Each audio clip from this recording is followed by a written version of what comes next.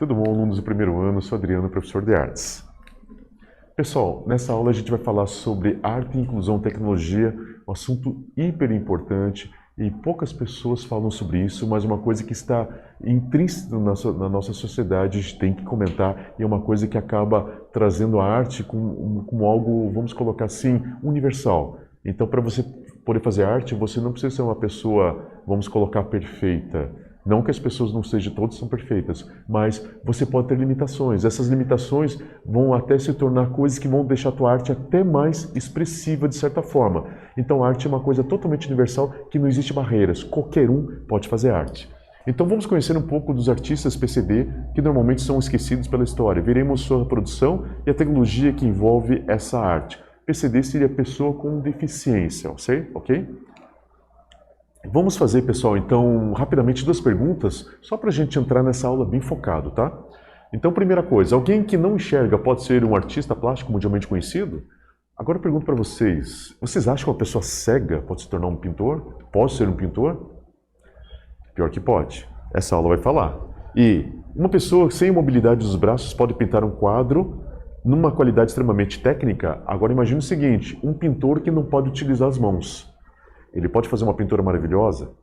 Pode, pessoal. Incrível que pareça, pode. Essa aula a gente vai ver tudo isso daí.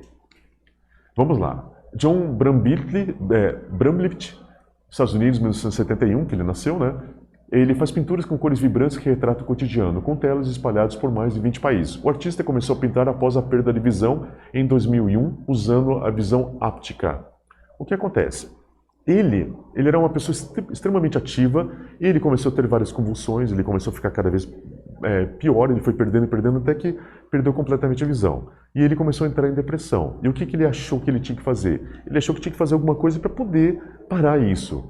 E o que ele fez? Ele apelou para a pintura. Incrível que pareça, uma pessoa que não enxerga apelou para a pintura. Então ele usa um tipo de tinta que é uma tinta com relevo, e como ele tem uma memória visual, porque ele já enxergou um dia na vida, ele consegue, através do tato dessa tinta, ele consegue reproduzir qualquer imagem na cabeça dele com os dedos. Então ele não utiliza pincéis, ele vai colocando os dedos e vai formando a imagem que está na cabeça dele, e com isso ele faz uma imagem perfeita através de um método quase como um braille. Então ele vai tocando a tela, ele vai sentindo como ele fez a forma, e essa forma ele vai jogando as cores. Como é que ele joga as cores? Os próprios tubos são identificados em braille com as cores. Então ele visualmente, dentro da cabeça dele, ele se lembra das cores, então ele faz a combinação de cores na cabeça dele, e pelo tato ele vai colocando conforme a sorte, conforme vamos colocar, a sensibilidade dele.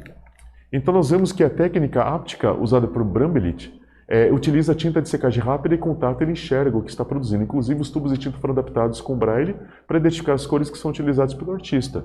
Então, agora repare essa pintura aqui do meu lado, pessoal. Olha a realidade disso daqui.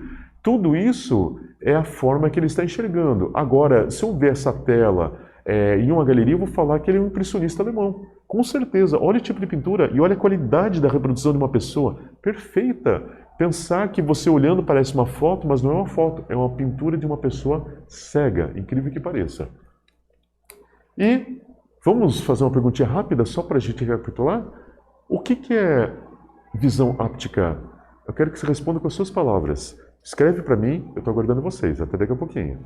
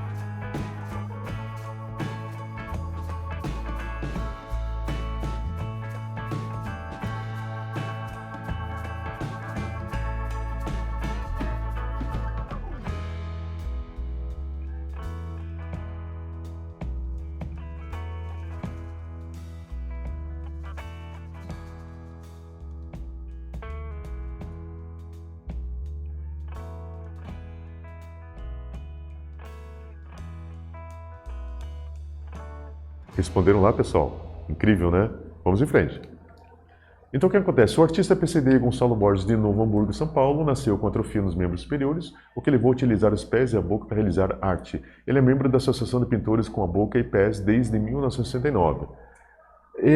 No caso, o Gonçalo, ele sempre foi uma criança assim super para cima, assim, sempre rodeado de amigo, brincando, jogava bola de gude, e ele tem, né, os braços atrofiados, então ele não tem mobilidade dos braços, eles são atrofiados para trás, então ele não consegue fazer nenhum tipo de movimentação.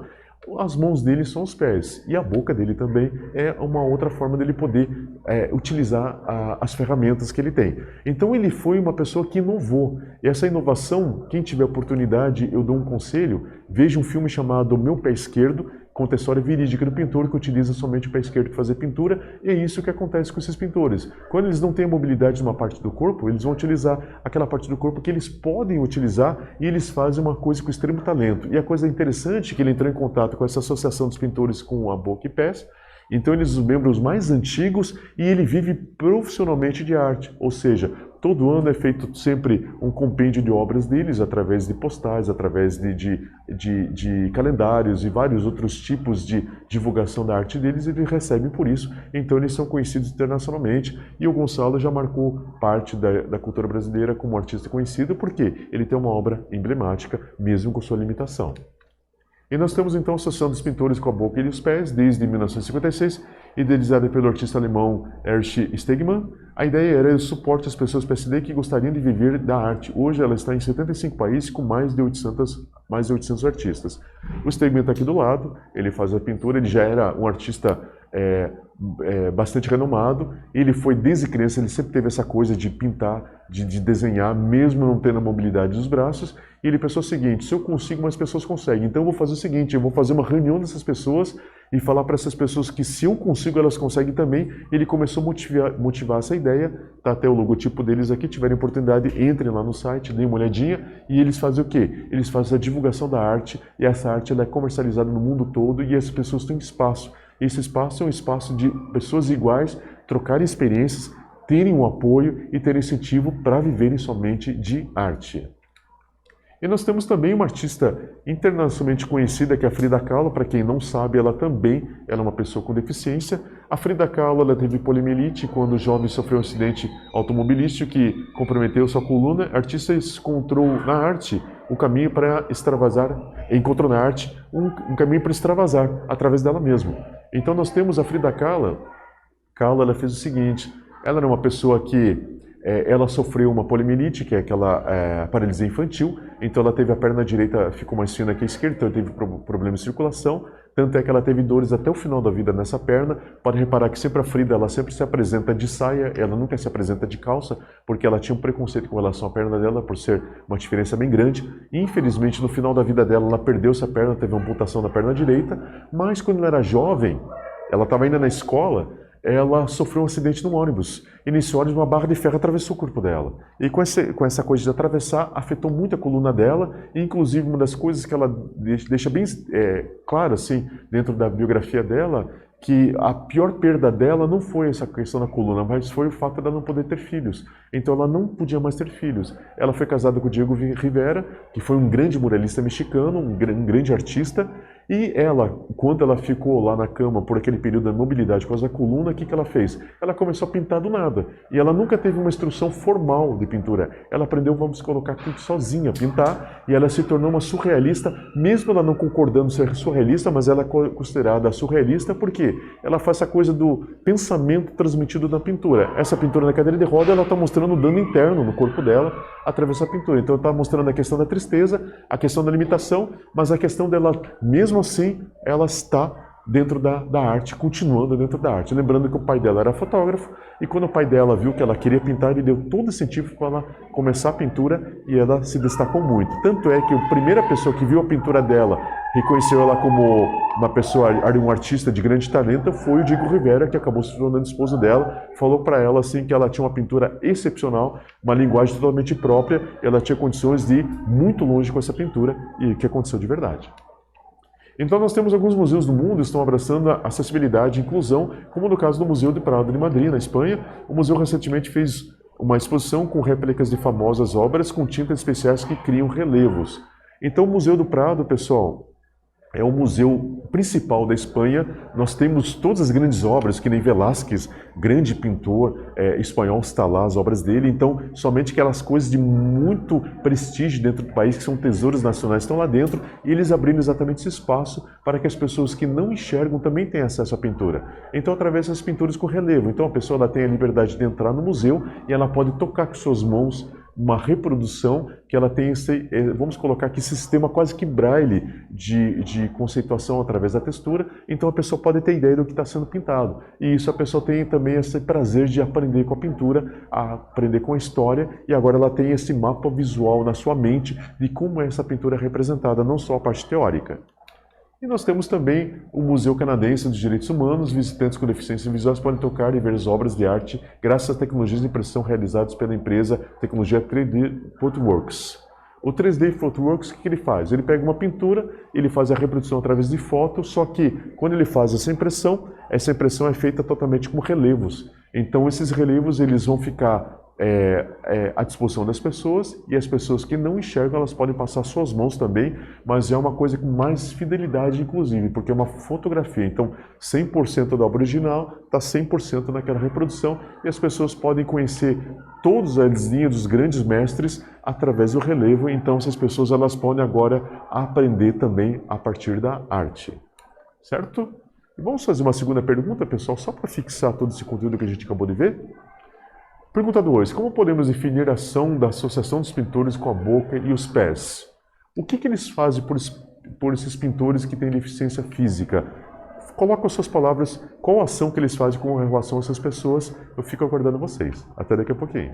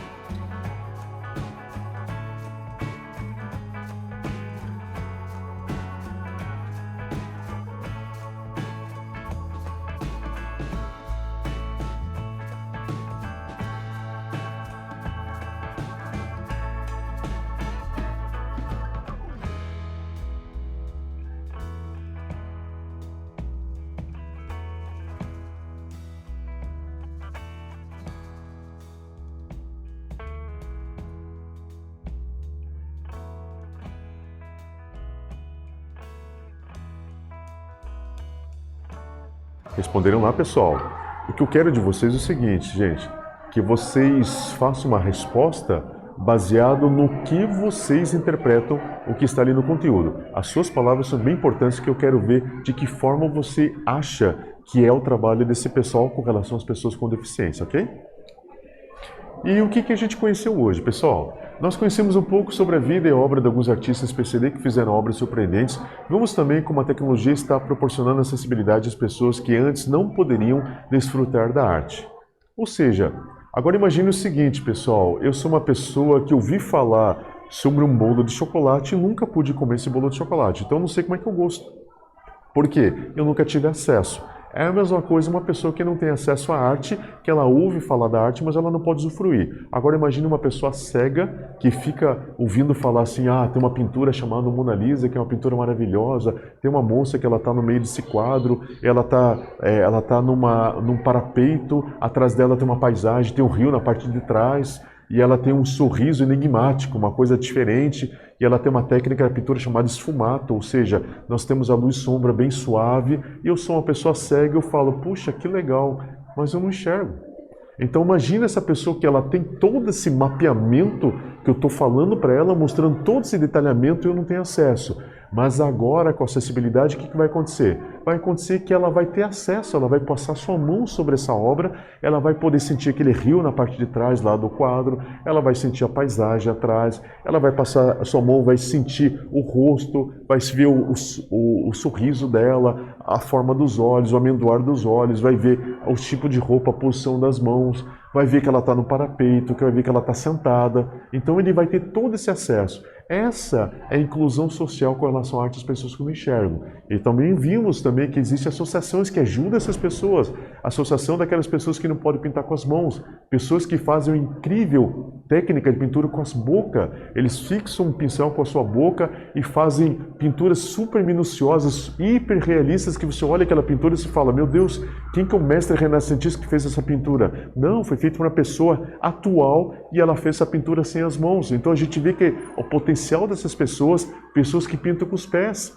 Então as pessoas que substituem suas próprias mãos pelos pés e fazem pinturas extremamente minuciosas. E vimos o Brambly, que é um pintor cego, ou seja, a pessoa já é cega e ela falou assim, sabe uma coisa, eu vou começar a pintar. E a coragem dele de começar a pintar, ele tinha um mapeamento mental na sua cabeça, ele já tinha enxergado um momento, ele teve 30 anos de visão na sua vida, e ele mesmo sem essa visão, ele consegue reproduzir através do tato. Então a gente vê que a arte, ela não tem limitação, a arte é uma ferramenta de resgate. Então as pessoas que dizem, eu desenho mal, eu não ouço, eu não enxergo, eu tenho um defeito na minha mão. Pessoal, esquece isso. A pintura, a escultura, a música é para vocês, porque a arte ela é sensível para vocês. Vocês podem utilizar dentro da sua deficiência, sua deficiência de repente se torna um instrumento de mais expressão ainda dentro da arte. Então a arte agora para vocês é uma ponte para você ter um resultado melhor até que uma pessoa normal, melhor que uma pessoa que tem todas as funções motoras perfeitas,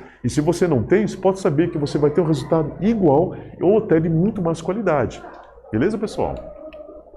Pessoal, nessa aula nós vimos sobre a importância da acessibilidade, a importância da tecnologia com relação à arte e às pessoas. Espero que vocês tenham gostado e nos encontramos na próxima oportunidade. Até! Tchau, tchau!